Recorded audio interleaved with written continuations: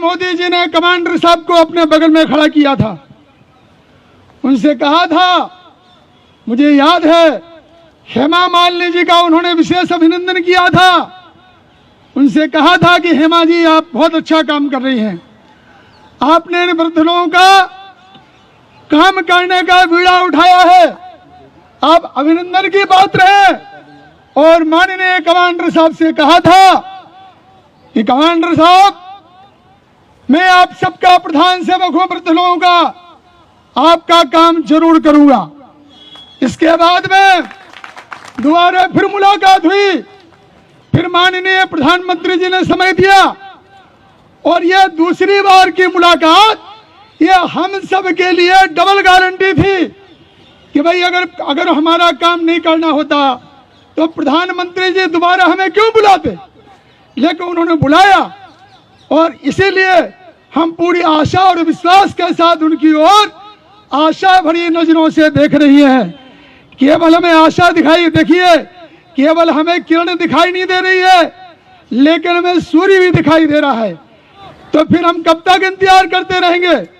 आज हमारे सामने हमारे भाइयों की 200-250 भाइयों की रोज आरतियां निकल रही है।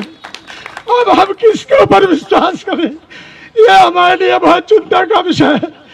यह जो विषय है, ये जो वेदनाएं हमारे भाइयों की, ये हमें सोने नहीं देती। अब कहेंगे कि हम अगले इलेक्शन में आपका काम करेंगे, तो तब तक हमारे और भाई और मरते चले जाएंगे और मर जाएंगे। और ये जो ईपीएफओ है, ये हमारी माँ के समान है, लेकिन दूसरा पक्ष ये भी है कि ये ईपीएफओ जो माँ के समान है, ये हम सब बच्चों की रोज आरतियां देख रहा है, लेकिन माँ को तरस नहीं आ रहा है कि हम अपने बच्चों को कैसे बचाएं, इनको हम कैसे खाना खिलाएं। और पैसा जो है आज के युग में, ये माँ का दूध है और ये हमारा हक का पैसा है। अगर 2008 में आरओसी वापस नहीं ली होती, तो पूंजी की वापस नहीं ली हुई होती, तो वो पैसा हमें मिलने वाला था। इसका मतलब कि वो हमारा ही पैसा है। भाइयों, ज्यादा विस्तार से चर्चा न करते हुए मैं आपको 2-3 चीजें स्पष्ट करना चाहूंगा।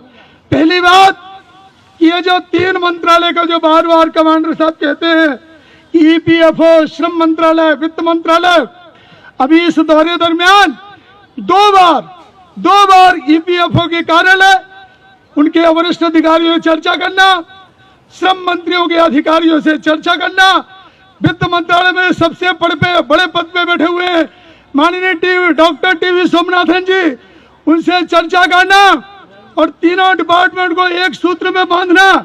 उसमें माननीय हेमा मालिनी जी की प्रति हम कृतज्ञता व्यक्त करते हैं, श्रम मंत्रालय के प्रति कृतज्ञता व्यक्त करते हैं, उन्होंने भी काफी सहयोग किया, लेकिन जो है अभी तक उसका परिणाम दिखाई नहीं दे रहा है। इसलिए हम विश्वास करें तो करें कैसे?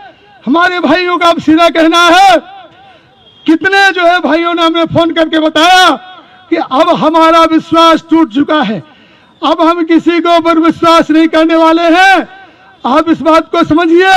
इसीलिए अभी जो 7 और 11 तारीख को आंदोलन हुआ, 13 और 14 तारीख को आंदोलन हुआ, उसमें हमारे सभी जिलाध्यक्षों ने माननीय श्रम मंत्री जी जो सीबीटी के अध्यक्ष है, माननीय प्रधानमंत्री जी को स्पष्ट कह दिया है, ये हम नहीं चाहते, लेकिन अगर परिस्थिति बाहर हो गई तो फिर हमारे हाथ में कुछ नहीं रहेगा भाइयों। इसलिए अभी जो बचे हुए दिन हैं, 2-4 दिन, आप पूरा दबाव बनाइए। मैं तो कहूंगा कि भारतीय जनता पार्टी ने जो संवेदनशील पार्टी रही है, उसने हमारा विषय उठाया था। इसीलिए अपने अपने जिलाध्यक्ष से भी मिलिए, जो बीजेपी के अभी जिनका सिलेक्शन हुआ है चुनाव लड़ने के लिए, उनसे भी मिलिए, उनको बताइए कि हम नहीं चाहते हैं कि आपका नुकसान हो। एक बहुत महत्वपूर्ण बात आपको बताना चाहते हैं, जो हमारी बात समझ में आई, वह यह है कि ये श्रम मंत्रालय का, या मैं कहूंगा डायरेक्ट, ये श्रम मंत्री जी का राजहट है, और राजहट अगर हो जाए तो राजा का नुकसान होता है और प्रजा का भी नुकसान होता है। इसलिए राजा और प्रजा का नुकसान ना हो, हम माननीय श्रम मंत्री से चाहते हैं, उनसे सभा के माध्यम से निवेदन करते हैं कि तुरंत हमारी छोटी मांगों को पूरा कर दीजिए। ये कोई बड़ी मांगे नहीं है। ये पेंशन फंड से कितनी बार मीटिंग हो चुकी, कितनी बार समझा दिया गया है, कितनी बार बुझा दिया गया है। अब इंतजार किसके लिए है? क्या महाभारत के लिए इंतजार है? हम चाहते हैं कि हम एक दूसरे की बात समझ लें तो रामायण बनती है।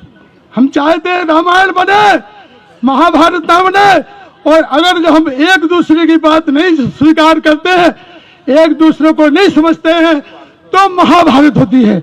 हम चाहते हैं इस सभा के माध्यम से, आप सबके माध्यम से, मीडिया के भाइयों के माध्यम से, हमारे पुलिस अधिकारी यहाँ बैठे हुए हैं, उनकी भी रिकॉर्डिंग चालू है, उनके माध्यम से माननीय श्रम मंत्री जी का जो हट है वो अपना राजहट छोड़े और माननीय प्रधानमंत्री के द्वारा, प्रधानमंत्री जी के द्वारा उनका जो दिया हुआ वचन है वह निभाएं।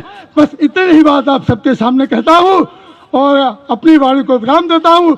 आप सबके प्रति कृतज्ञता व्यक्त करते हैं और हमारी जीत सुनिश्चित है।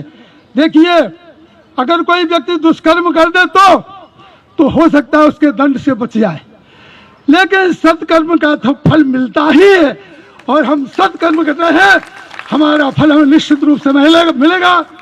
अपना जोश बिल्कुल मत कम कीजिए, आगे बढ़िए। हमारे पास में लक्ष्य हमारा माननीय कमांडर साहब ने फिक्स करके रखा है।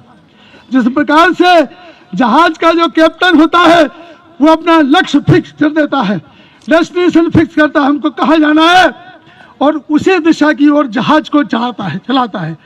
मैं ये कहूँगा कि उन्होंने सरकार की बात न सुनते हुए आपके लिए पत्र दिए हैं, वो आपके साथ है। वो 250 लोगों से हमें मिलना है, उनसे भी कहना है कि आपने हमारी मदद की थी, हम भी आपकी मदद करेंगे, लेकिन इलेक्शन के पूर्व हमारा काम करवाइए। इतनी बात कहता हूँ। और हमारी जो गुप्त शक्तियाँ हैं हम आपके सामने प्रकट नहीं करना चाहते। बहुत बड़ी शक्ति है संगठन की। माननीय श्रम मंत्री जी महोदय को इस बात का ज्ञान है, इसका संज्ञान है कि एनएससी की ताकत बहुत बड़ी है, दक्षिण भारत में हो, महाराष्ट्र में हो, जहां भी हो। लेकिन हम जो है उसको, जिसको हम कहते हैं, हम उसको भटकने नहीं देना चाहते। इस शक्तियों का ठीक ढंग से शासन प्रशासन के प्रति, सरकार के प्रति समर्पण की भावना हो।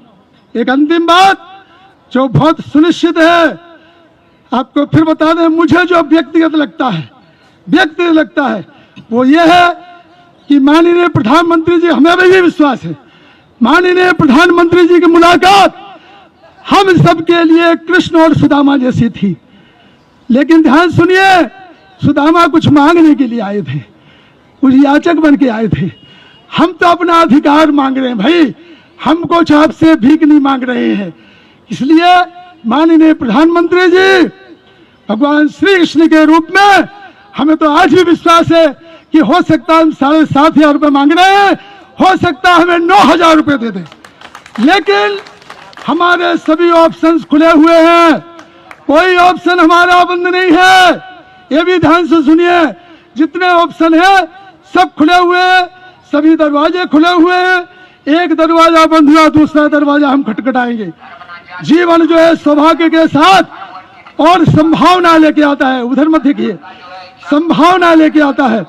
बहुत सारी संभावनाएं हमारे साथ में है, हमारे सामने खड़ी हुई है, और जिनको हम, ध्यान सुनिए, जिन संभावनाओं को जो हमें उल्टी दिखाई दे रही है उनको हम उल्टा करके सीधा करेंगे और अपनी मांगों को मंजूर करवा के ही रहेंगे।